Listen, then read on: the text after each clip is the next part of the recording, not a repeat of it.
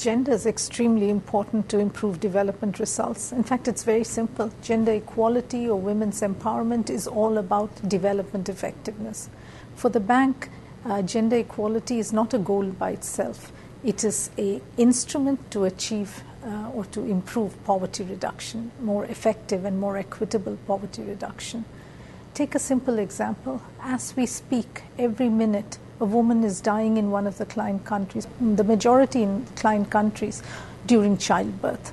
500,000 women die every year during childbirth. The bank has so many health interventions.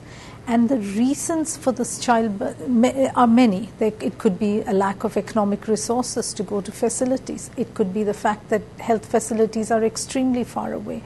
But there are also underlying gender issues that keep women from accessing these health facilities. And unless the bank addresses it in a cohesive manner, taking all these issues into consideration, it's not going to be effective in reducing maternal mortality. So that's one reason why gender is important for development effectiveness. Take another, again, a very simple example, water.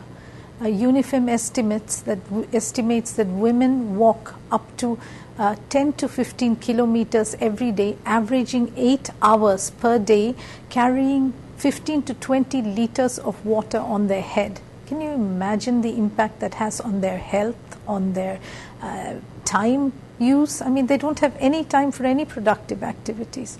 So when the bank is supporting a water project that provides water to, say, the agricultural fields for economic purposes, it would be very simple and not very expensive to get water also for domestic consumption to some source near the household.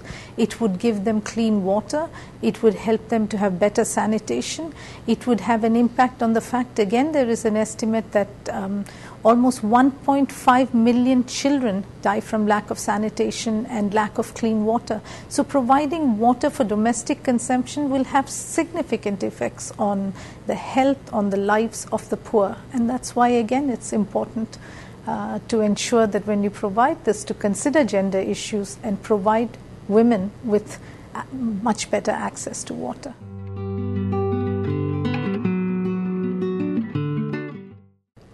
The World Bank has addressed gender issues in a wide set of sectors and in a very wide manner.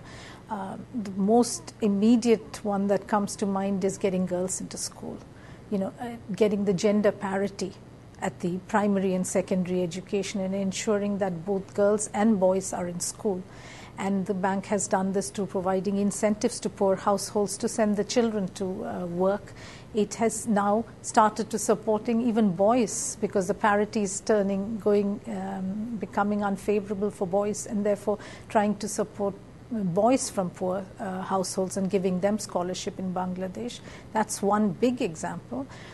Then the other one is in maternal mortality. The bank has spent significant efforts, lots of efforts trying to support reduction of maternal mortality, but for a variety of reasons, that's one area where it has probably not been as successful. A third area where it has been successful is in providing microcredit to women. We actually, on IEG, undertook an assessment of the microcredit provided to women in Yemen. And woman after woman told me that her access to microcredit has given her a much better position in her family because she is now contributing to the economic resource of the household, and she's more respected. She's able to gradually start businesses, and some of them have set up very good businesses that are employing many more women and men, and so it is looked upon positively in Yemen today. That's a third example. And another one that I found throughout in a significant number of projects is trying to get women to participate in the development planning and implementation in their communities. And again, we spoke to women in Yemen, we spoke to women in Zambia, we spoke to women in Peru, we spoke to women in the Philippines, and they all told us that through the support, it has provided us with a legitimate space and a purpose in the community life to actually participate in, and they seem to be very supportive of such activities.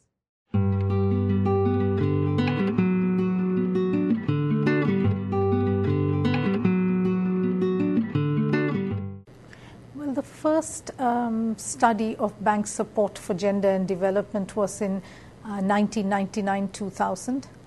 Since then, the bank has issued a new gender strategy in 2001, and it was, we felt timely to do another similar study to understand better not only what progress has been made in policy implementation, but also to better understand the results thereof, so as to be able to learn lessons as well as to inform bank management of the need for any mid-policy changes, or what is working well, what is not working equally well.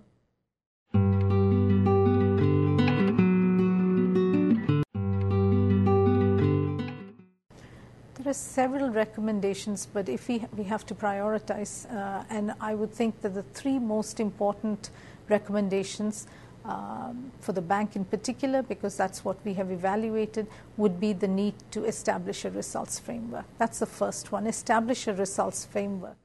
The second important issue would be to ensure a clear accountability framework. The 2001 strategy of the World Bank has a very clear accountability framework, but that needs to be strengthened. So that would be the second recommendation.